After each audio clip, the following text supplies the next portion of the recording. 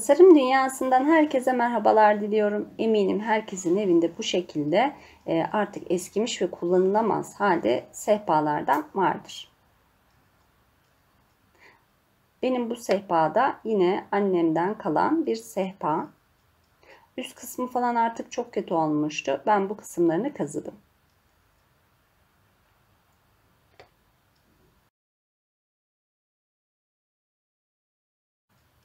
Şimdi bunu bambaşka çok güzel bir sehpaya dönüştüreceğiz. İlk öncelikle üzerindeki bu kötü görüntüden kurtulmak için rölyef pastayı sürüyorum. İsterseniz elinizle de sürebilirsiniz. Bir eldiven geçirerek ya da benim yaptığım gibi spatula ile de sürebilirsiniz.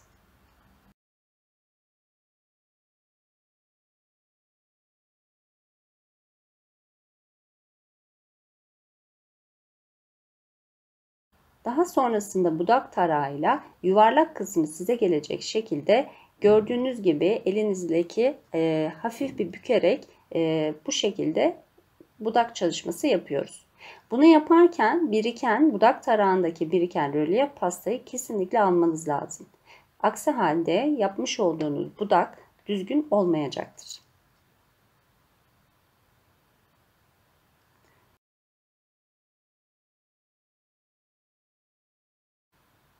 Eğer yanlış yaptığınızı düşünürseniz tekrardan rölyef pastayı sürüp aynı şekilde düzeltme de yapabilirsiniz.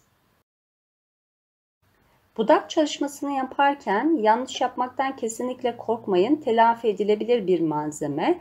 Hemen tekrar üzerine rölyef pastayı sürüp tekrardan budak çalışmanızı yapabilirsiniz.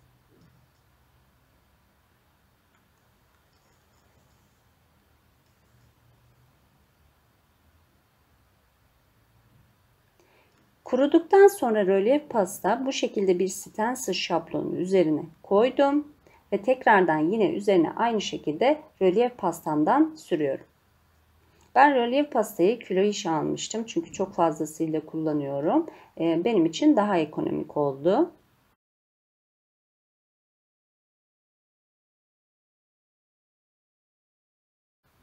Tekrar stencil şablonun üzerine spatula yardımıyla sürüyorum.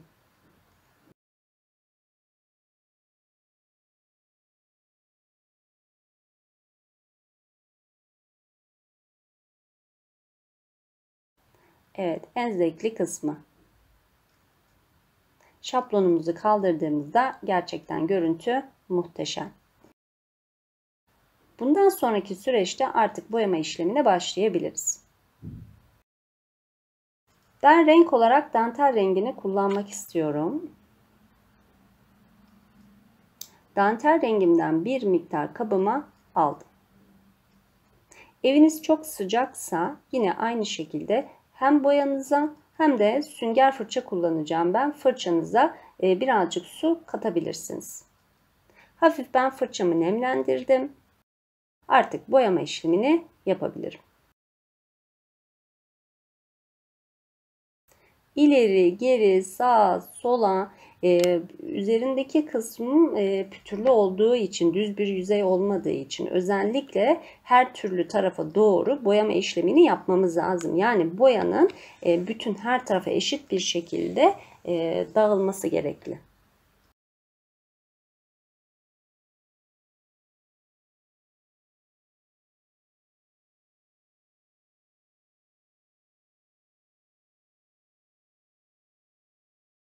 Kurumaya bırakıyorum ve kuruduktan sonra tekrar ikinci kat boyama atıyorum. Genelde bu bekleme süreleri 6 ile 8 saat arasında ama siz bir gün beklerseniz çok daha iyi sonuç elde edersiniz.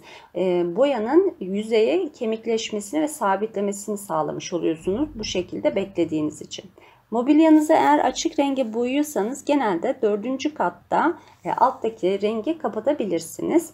Boyayı özellikle ince katlar halinde sürmeye özen gösterin.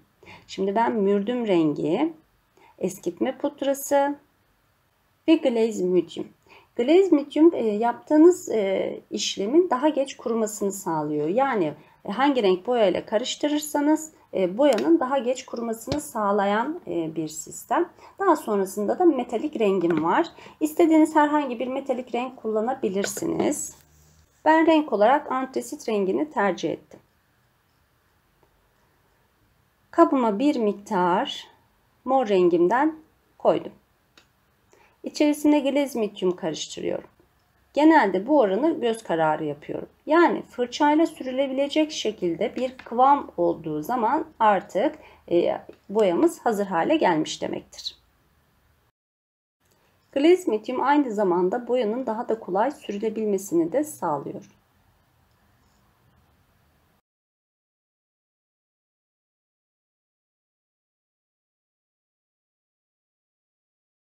Bütün yüzeyine ben bu mor rengimi sürüyorum.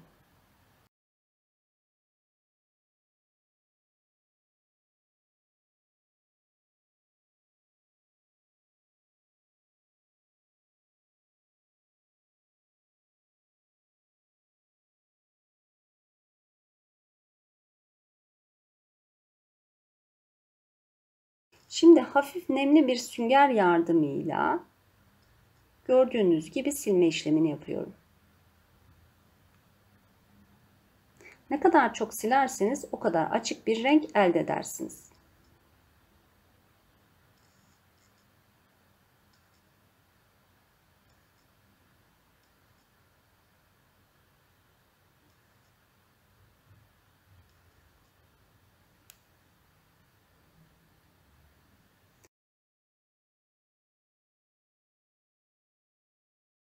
Antrasit rengimden şimdi ara ara yine fırçamla sürüyorum. Her tarafına değil, bakın gördüğünüz gibi böyle ara ara istediğim yerlerine antrasit rengimi sürüyorum.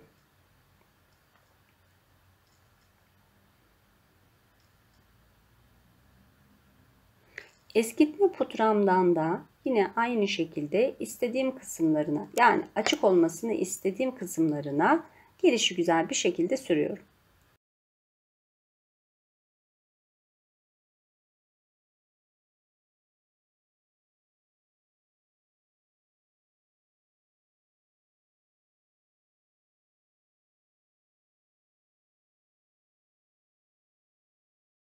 Yine aynı süngerimle silme işlemini yapıyorum.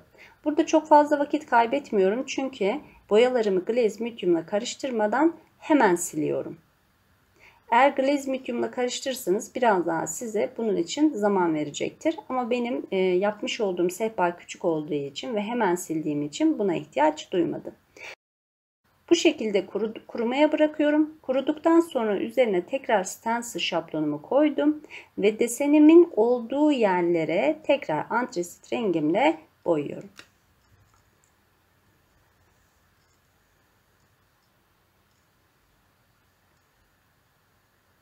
Siz isterseniz bu kısımda farklı renklerde kullanabilirsiniz. Hatta birkaç tane rengi istediğiniz yerlere kullanarak daha farklı bir görüntü de oluşturabilirsiniz.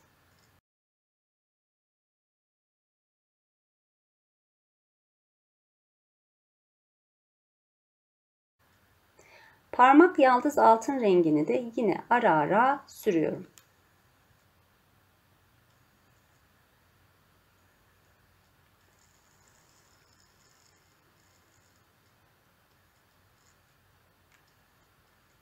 Ve şablonumu kaldırıyorum.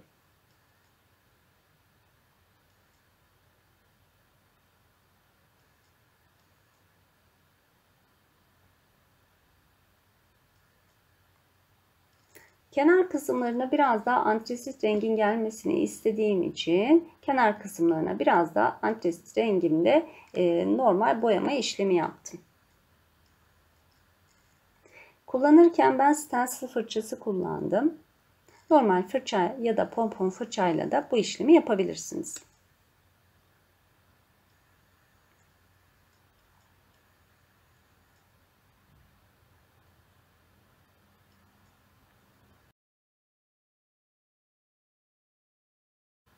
Kenar kısımlarında da yine antrasit rengimle gördüğünüz gibi stencil fırçamla hafif hafif eskitmeler yapıyorum.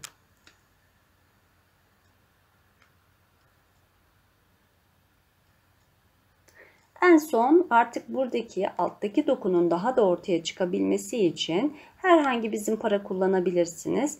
Kağıt zımparayla çok az bir şekilde zımparalıyorum. Zımpara yaptıktan sonra üzerindeki biriken tozu hafif nemli bir bezle alabilirsiniz.